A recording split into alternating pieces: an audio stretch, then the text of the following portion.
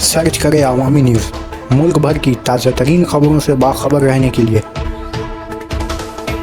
Subscribe करें हमारे channel को और बेल आइकन ज़रूर दबाएं।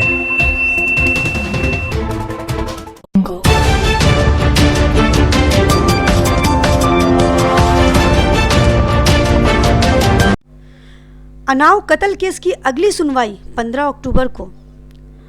12 अक्टूबर अन्नाव असमत रेजी के मामले में सीबीआई ने चार्जशीट दाखिल कर दी है। इसमें यह कहा गया है कि मुतासिरा 3 लोगों के जरिए असमत रेजी की गई और उस वक्त मुतासिरा नाबालिग थी।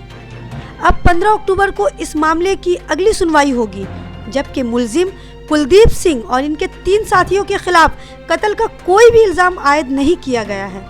इससे साफ पता चल रहा है कि सीबीआई के दाखिल कुर्दा चार्जशीट को कुछ हल्का कर दिया गया है।